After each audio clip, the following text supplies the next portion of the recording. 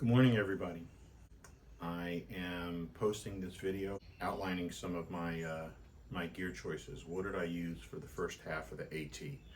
And I'm going to put a couple of caveats and disclaimers here. So first of all, I'm someone who did only the first half of the AT, 1,100 miles, and so I would encourage everyone who's really interested in learning about gear choices on the AT to look at what other people are carrying. I was definitely not the lightest. I most certainly did not have the lightest pack, but I also did not have the heaviest. But I made some choices that were the right choices for me, and I'll share them with you here. So the first thing I'll go through is this is my pack, and without food or water, using one of these luggage scales, my base weight for this pack is 20 pounds 6 ounces, which is not so bad considering that I'm carrying a bear canister. So the pack itself is a Nunatak Bears Ears 50. It is designed to be used with a bear canister. The pack itself is relatively small. It's a frameless, lightweight pack. It has a very thin, flimsy sheet of foam in the back. It relies on the bear canister to provide some structure to the pack itself. And the bear canister sits down here and attaches both to the pack and to the hip belt. And what's really cool is that when you're hiking, it's like lumbar support. It fits right in the small of your back. It keeps your center of gravity low, and I found this to be a super comfortable pack. So, more on the pack later. It's made in Colorado. My bear canister is made by a company called Wild Ideas, and it straps on the outside, as I mentioned, and it is a Barricade. It's carbon fiber cylinder with aluminum here. The way it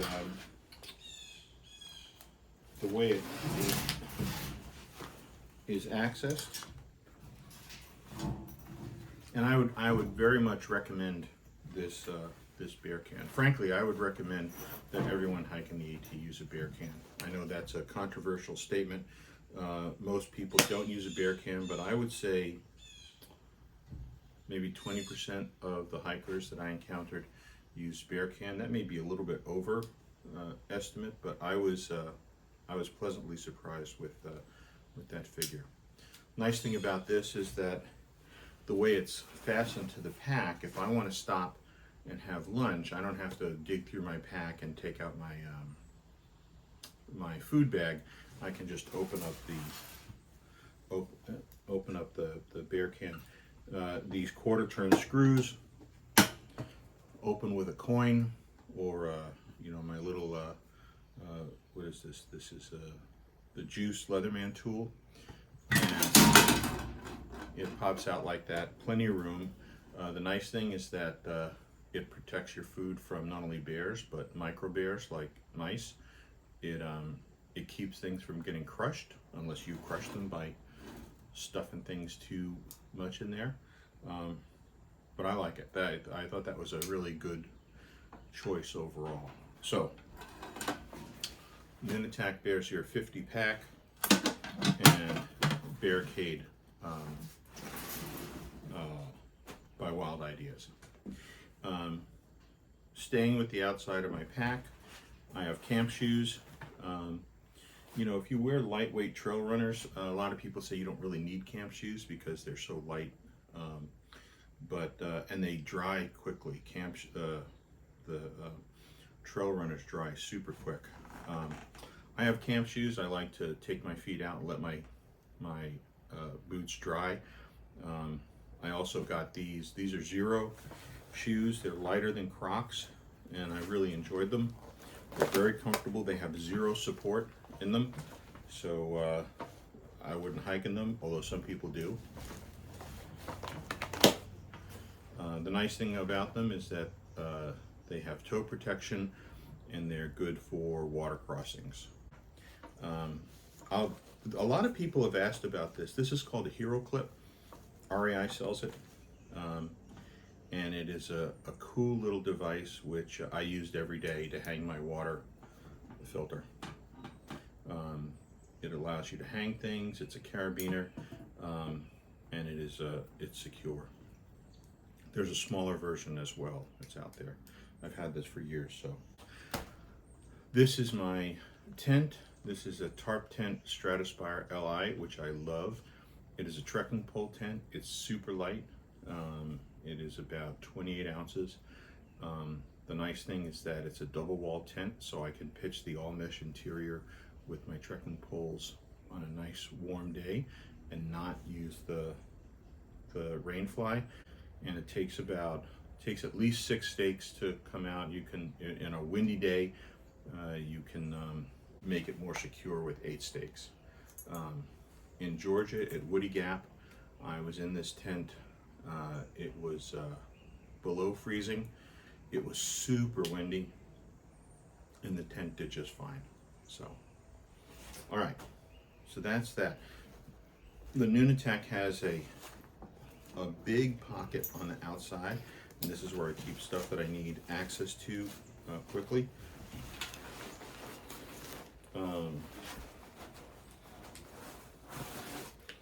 Bear spray. Putting the bear spray in the back pocket of the pack is probably not the wisest thing. If you want access to it, you should really wear it on your belt or put it in your pocket. I hadn't figured out a way to do that yet. This is my tent stake bags. I use MSR groundhogs. This is my tarp tent footprint. That's just a piece of Tyvek that I cut to size, and I use it under my sleeping pad if I'm in a shelter, or under my tent if I'm in my tent. I'm going to go through some things that didn't work for me. This is something that replaced a rain jacket that didn't work for me. This is a Z-Packs tarp / poncho, which I love. I learned about this from Brooklyn and Sparrow and picked it up, and I really like it. It's nice and airy. It lets air circulate underneath it. Like all rain gear, it's not perfect, and it still causes a lot of sweating and condensation. So you're going to get wet either way, whether you're wearing a rain jacket or not. But that's I think it's a great thing. It's very lightweight, folds up compact. I generally, I recycle them already since I've been home, but so this is just a prop. I generally carried, for water, I generally carried 3 smart water bottles. One of which was always empty, 2 of which I always started the day when I could full. So I'm a 2-liter, start the day with 2 liters of water hiker. A lot of people suggest you just start the day with 1 liter. Yeah, that's maybe cutting it a little close for me. On days when I knew I had a long carry between water sources, I would carry 3 liters of water. Or if I knew I was going to camp at a site without water, I would take 3 liters into that site. So the additional 2 liters I would put in my outer pocket, which is huge. The liter that I would use normally would be in a little pouch on my belt attached to a Platypus Quick Draw.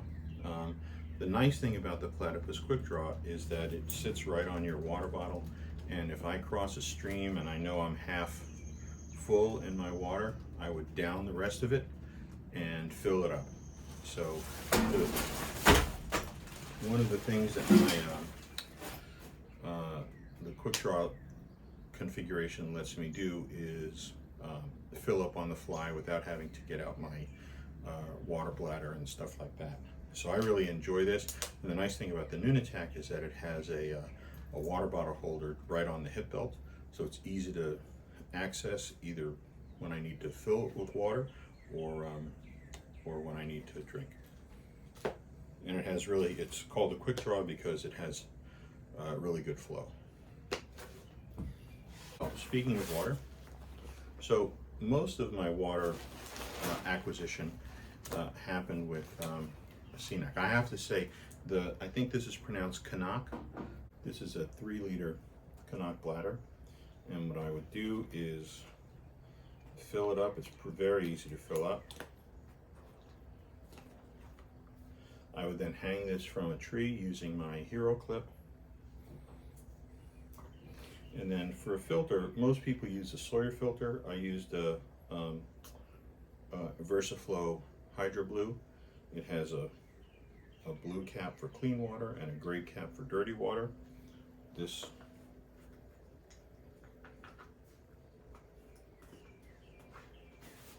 screws right on the end, and then I take my smart water bottle, screw it here, and I let this configuration do its job while I go set up my tent or make dinner or something else.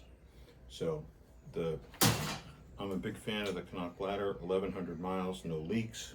They make a version for the BeFree filter. They make a 2-liter version. I like the 3-liter version. Someone's always looking for water, so if I had more than I needed, I would always offer, and people would be happy to take the rest of the water off my hands. So that's it for my outside pocket. I have 2 hip belt pockets, one of which I keep, you know, a lot of this is not just what gear, but how you group the gear together for function. So in one pocket, I keep in a plastic bag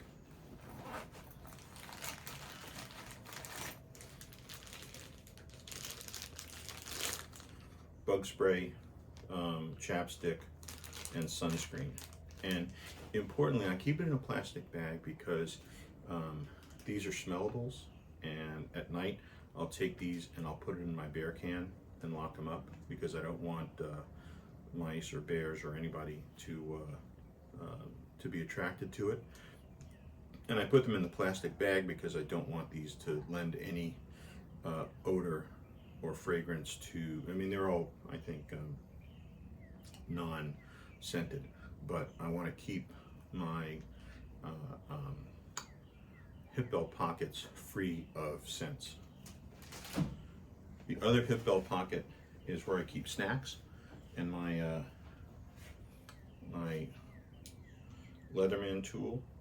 This is the Juice, and I like this because it's small and it has scissors and a screwdriver, which allows me to open my bear can, and I keep that with my snacks. All right, so that is everything on the outside except for my sit pad, which sits down here in a little holder. So let's see what's in the pack. So like a lot of people, I line my pack with a trash compactor bag. They're nice and sturdy. My sleeping bag, I use a quilt, and this is my summer quilt. This is an Enlightened Equipment. I think it's a 45-degree Revelation, and this straps around my sleeping pad and is just super comfortable and extraordinarily lightweight and compact. It weighs less than a pound, and it compresses down pretty well.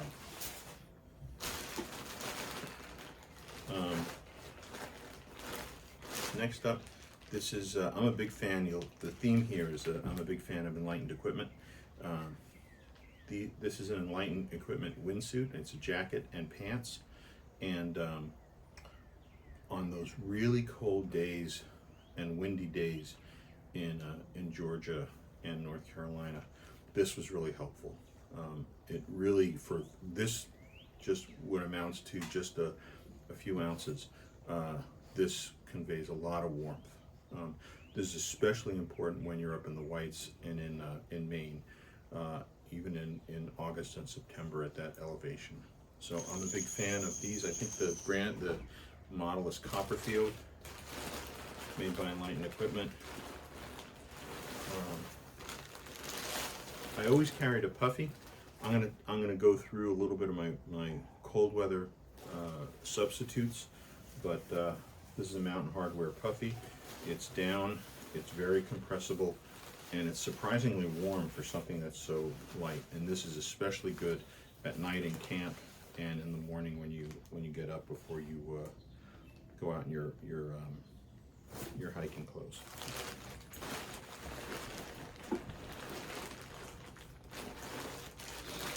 This is a little repair kit. I have extra buckles and stuff here. This is probably something I could have pared down a bit, but I just always throw this in my pack so that, and I've already used it. It has some cable ties that I use to repair some buckles that I broke.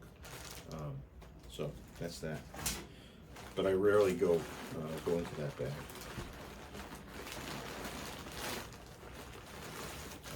This is my sleeping pad. It's a Nemo insulated tensor. It is without a doubt the most comfortable pad I've ever used. It comes with a sack that you use to inflate it. It's easy to inflate and it is super comfortable. And through 1,100 miles, no leaks. I will tell you that when I got home, I washed this. It was disgusting. So keep it clean.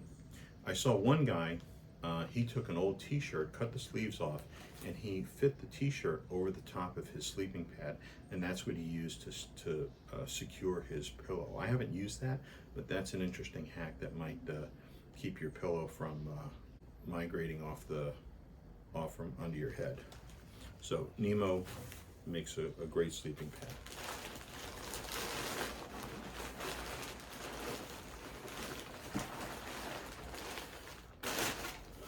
This is my clothes bag. This is another place where I think I could have lightened up. I have 3 pairs of socks in here.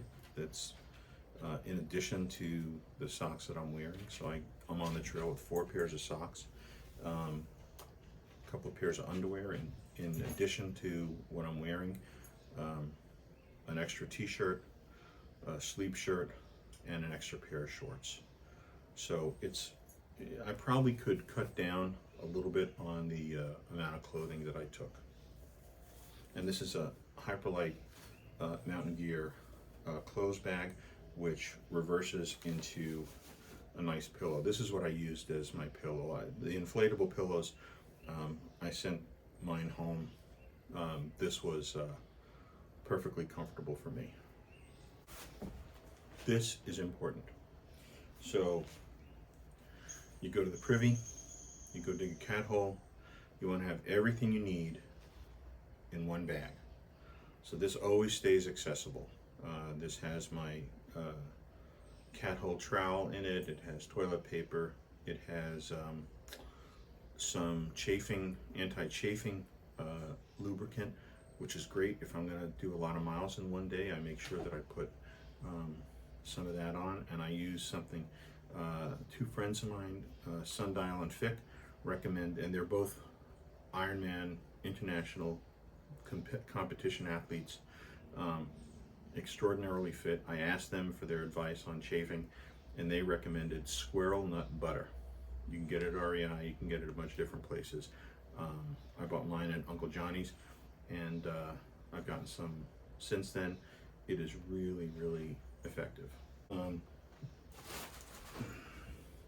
I have another small bag for other hygiene things like nail clippers, toothpaste, or I use tooth powder, a toothbrush, some Gold Bond cream, and then I have a small first aid kit that I've used, especially the Naprosyn.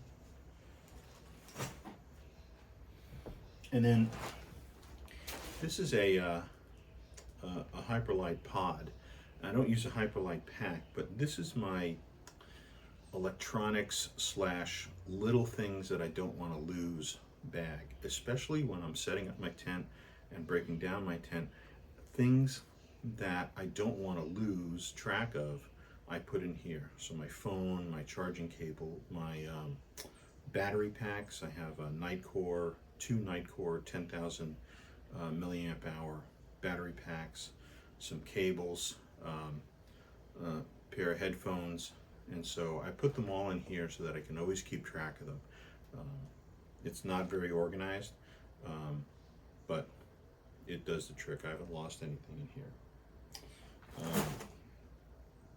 One other thing that I'll show you on the outside of my pack.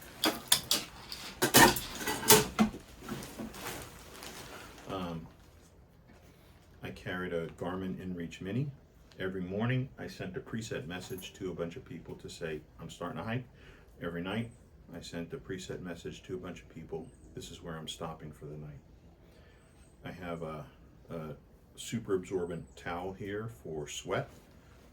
It's hot out now, I'm sweating now, I might use it. And then I have a pouch, a shoulder pouch for my phone and a pair of sunglasses.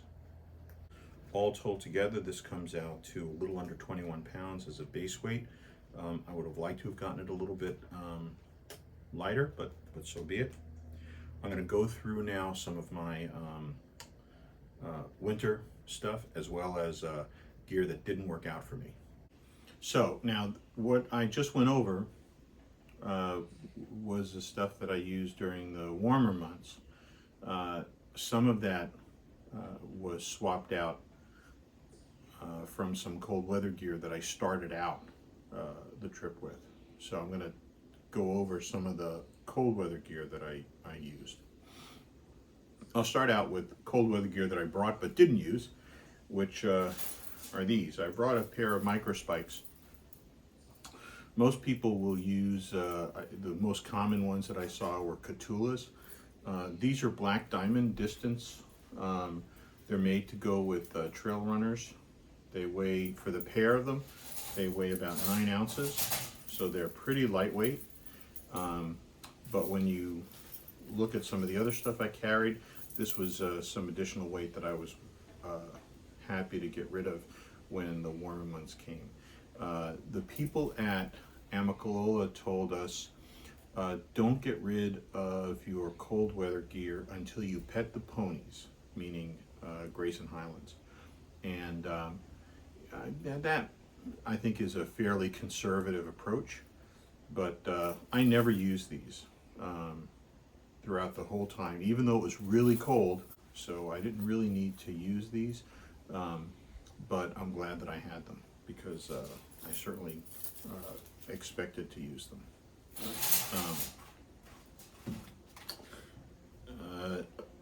Good pair of gloves. It was so cold in Georgia in March that I certainly slept in these gloves a few times. These are Outdoor Research Flurry sensor gloves, and they're nice and light and nice and warm. So, gloves are important. When these are down booties, these are probably my favorite component of my cold weather gear. These are from Goose Feet Gear, I think is the name, Goose Feet Gear, made in Dahlonega, Georgia. And there were many nights in Georgia where I slept in my 20-degree quilt with my base layer, long underwear and long sleeve top, with my hat, my puffy, my puffy pants, and these. And I was toasty, so in a good way. So anyway, these weigh nothing. They're down. They compress to, the size of a tennis ball. Get 2 of them is my recommendation. That was a joke. And they kept my feet warm. They were outstanding. I would definitely recommend these if you're hiking in any season that is going to be cold. These I was so happy with. And a local company, made in the U.S. In Georgia. So I told you before that I'm a fan of Enlightened Equipment. I have a trio of items that are from Enlightened Equipment. This is my beanie hat. I forget the name of it, but basically it's an insulated, very lightweight, very compressible, synthetic filled hat. This is a Enlightened Equipment Apex filled Torrid jacket. It is bare bones. This is a heavier puffy than the one that I showed you before. It's super warm, and it's synthetic, so it's good in the wet weather, especially in the spring down south. But it's pretty bulky, and so I was very pleased with this, but I was happy to swap it out for a down puffy that is lighter. Not as warm, but lighter. This is really, it's very light. I think it's about 8 ounces. I didn't know anything about hunting season, so when I got this, I got the orange inside thinking that it might help me from getting mistaken for a deer, which happens all the time. All right, so that's my puffy. Insulated pants. Again, imagine, you know, it's below freezing. I'm in my tent. I'm sleeping in this,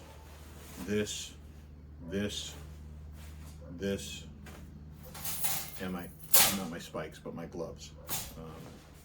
And all this stuff kept me warm. These are new. I never had insulated pants before, and I absolutely love them. So, but I'm not going to wear them today. It's like 10 o'clock in the morning, and it's already close to 90 degrees here. This stuff, this I got new, and I'm a big fan. These are base layers.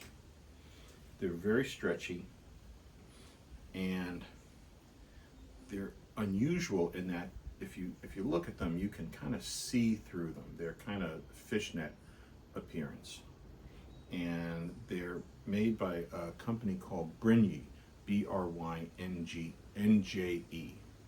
and for the weight, this base layer is super light and warm. So I have a top and a bottom, and would often sleep in these.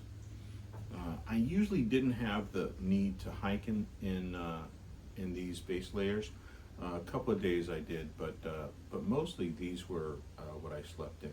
But I'm a big fan of this brand.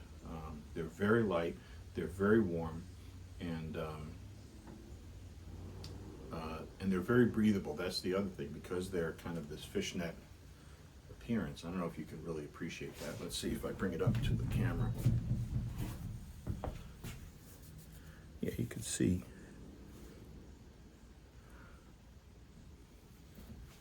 So anyway, I'm a big fan of these. BRYNGE. There was a point at which I had 2 base layers. I had the Brynjes and a Smartwool. I quickly sent 1 pair home. Long pants I had for the first part of my trip, and then I sent it home, so I only had shorts. You know, long pants, long sleeve shirts, those are important both for prevention of insect bites and ticks, especially, and I would encourage everyone to spray everything, even your cold weather stuff, with permethrin. That's what I did, except for the clothes that already came with permethrin baked in from the manufacturer, which is a longer lasting option. I found that polyester clothes dry more quickly than nylon. Nylon, took a while to dry, so keep that in mind. The long sleeve shirt that I used was made by a company called Rail Riders, and the nice thing about Rail Riders is they have great pockets, but most importantly, they have a vent right down the side, so it's like having a shirt with pit zips, and that goes through the body of the shirt and then down the sleeve as well. That being said, with long sleeve shirts, I still sweat as if I got paid by the drop, but I like those shirts. And then finally, as I said, I'm a fan. I have a 20-degree Enlightened Equipment quilt. For those of you that are using sleeping bags, a quilt is a sleeping bag except that it doesn't go all the way around you. It has an opening that is spanned by a couple of elastic straps, and the elastic straps go under your sleeping pad because you're going to just lie on top of that insulating material anyway, and when you compress it, it's not insulating, so the quilt just keeps the insulation where it's going to be effective, and underneath you rely on your sleeping pad and your clothing for insulation. This is a 20-degree Enlightened Equipment Revelation, and it kept me nice and warm, sometimes though supplemented by the clothing that I was wearing as well. So that does it for a review of the gear that I used. That was all gear that worked for me.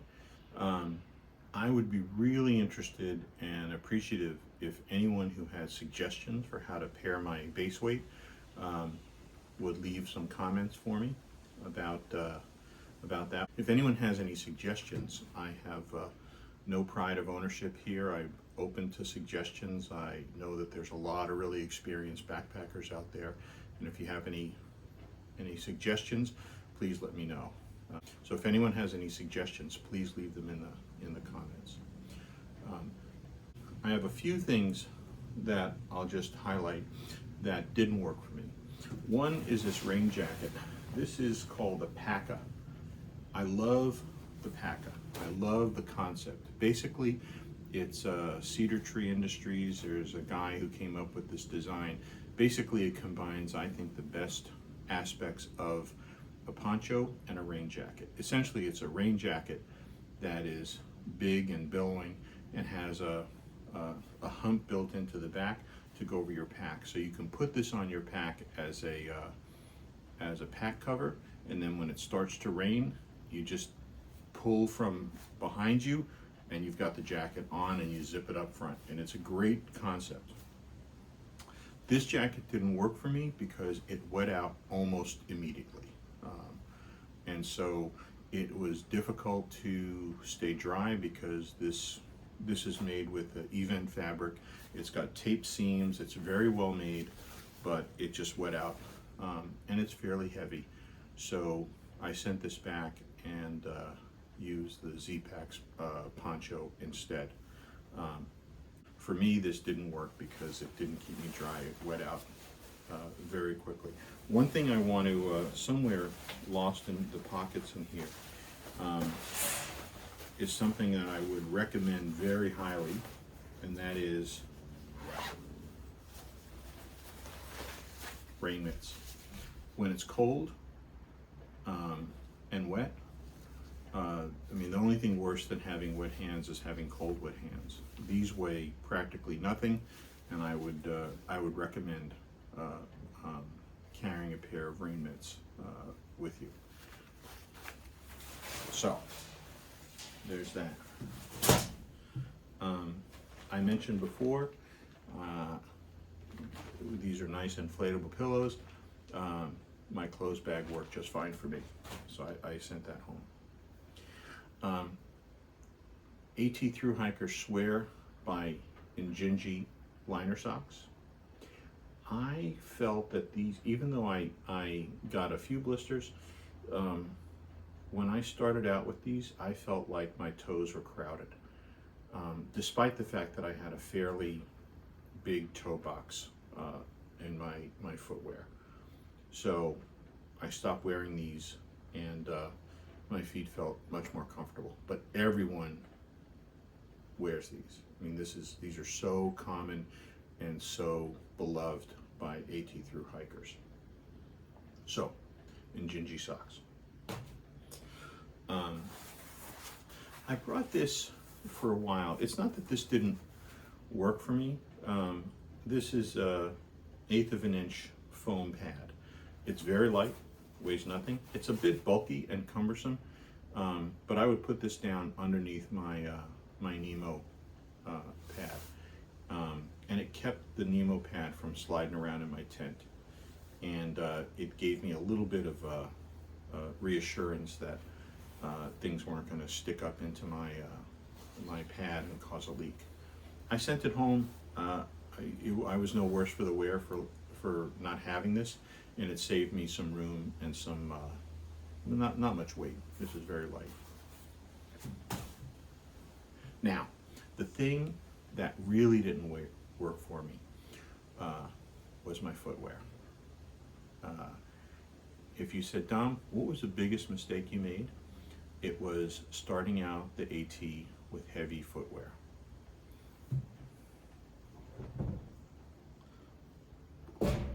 Full leather boots, thick soles, over 6 pounds. Yeah, I learned from my mistakes. These are extraordinarily well-made boots by a company named Limmer in New Hampshire. They're beautiful. They're a work of art, but they are super heavy, a little over 6 pounds.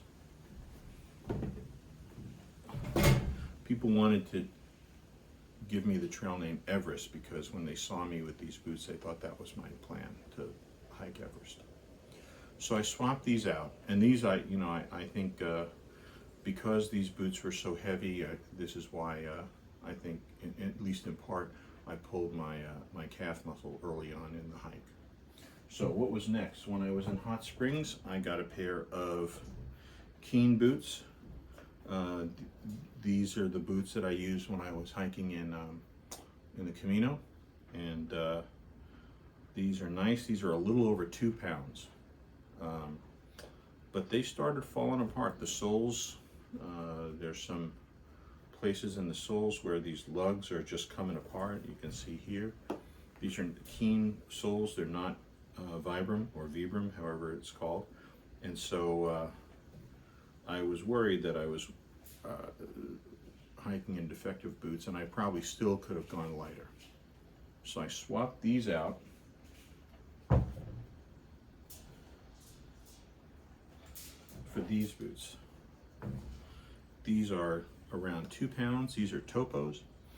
These are the Trail Venture 2s, and I'm going to tell you, these are marvelous. So they have Vibram soles. They are super lightweight. They're mesh up top, so they dry in a minute. And I think these are terrific boots. And they're ankle height. And I got these ankle height because that's what the outfitter had in my size. I got these in Marion, Virginia, at Marion Outdoors, which is a great little outfitter. But I hiked for the bulk of the second half of my hike in these, and I really enjoyed them. So my lesson here is go light, lightweight shoes. My feet felt great in these. I was a little reluctant to go with super lightweight shoes, but no worries at all. My feet felt great in them. They have a wide toe box, great support, and then finally, the shoes that were the replacements for these are also Topos, and these are the Trail Venture Pros, and they have a one-piece Vibram sole. They're super good with traction. This is what my plan was to hike in New England with, because with the whites and with Maine, I wanted to make sure I had really good traction. Unfortunately, I didn't get a chance to use these yet, but Topo's a really good brand, and I had really good experience with the Trail Venture 2, and these are the Trail Venture Pros, and my suggestion is to go lightweight on your feet. These are supportive. I put these sole inserts in there at the suggestion of my podiatrist, and you know, in my 60s I have a podiatrist, that's the way I roll, and my feet feel great. And so my suggestion is when not so much. All right, so that being said, that's my gear, and thank you for watching. I'm going to do one more video before I go into radio silence for the winter. I'm going to do one more video on food and cooking, or in my case, not cooking. So thank you for watching.